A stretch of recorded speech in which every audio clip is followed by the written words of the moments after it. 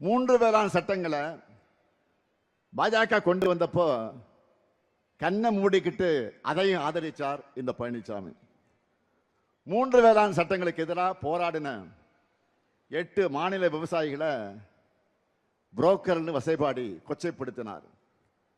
இப்படி பாஜகவோட கூட்டணி சேர்ந்து முழுசா சந்திரமுகியாவே மாறி இருக்கிறார் பழனிசாமி. அதாவது முழு சங்கியாகவே மாறிவிட்டார். ஊர் ஊரா போய் அதிமுக கூட்டணியில எந்த பிரச்சனையும் இல்லைன்னு பழனிசாமி சொல்லிக்கிட்டு இருக்கிறார். பிரச்சனை இல்லைன்னா எதுக்காக அத்தனை தடவை டெல்லிக்கு போனீங்க? டெல்லிக்கு போய் அமித்ஷாவினுடைய அப்பாயின்மெண்ட்டுக்காக பல மணி நேரம் ஏன் காத்து கிடந்தீங்க? அது வேற வேற கார்ல மாறி மாறி போய் முகத்தை எல்லாம் மூடிக்கிட்டு ஏன் வெளியில வந்தார்? நான் கேட்கிறேன், கூட்டணிக்கு தலைமை அதிமுக தான் சொல்றாங்க. ஆனா எல்லா கட்சிகளும் பாஜக கிட்ட போய் ஏன் பேச்சுவார்த்தை நடத்தினாங்க?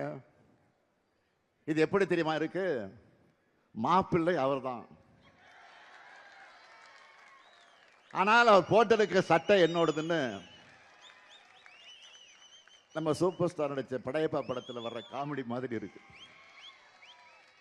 நான் தெரியாம தான் கேட்கிறேன், கூட்டணிக்கு அதிமுக தான் தலைமைன்னா அதில் இருக்கக்கூடிய சிறிய கட்சிகள் எல்லாம் ஏன் அதிமுக சின்னத்தில் போட்டியிடாம பாஜக சின்னத்தில் போட்டியிடுறாங்க?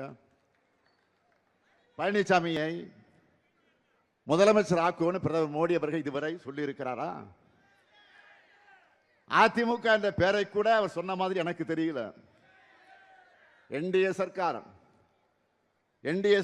தான் திரும்ப திரும்ப சொல்றாரு. ஆனா நாம தமிழ்நாடு வெர்சஸ் என்டிஏ, தமிழ்நாடு வெர்சஸ் டெல்லின்னு சொன்னா மட்டும் இது என்ன டெல்லி தேர்தலா?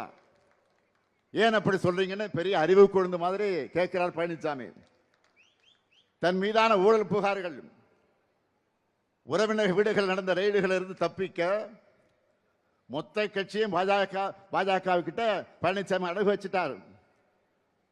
மக்கள் வாக்களிக்காமலேயே எம்எல்ஏக்களை ஏலத்தில் எடுத்து ஒரு முறை முதலமைச்சர் ஆகிட்டார். எப்படி? மக்கள் வாக்களிக்காமலேயே எம்எல்ஏக்களை ஏலத்துக்கு எடுத்து ஒரு முறை முதலமைச்சர் ஆகிட்டார். கூவத்தூர் வரலாம் உங்களுக்கு தெரியும்.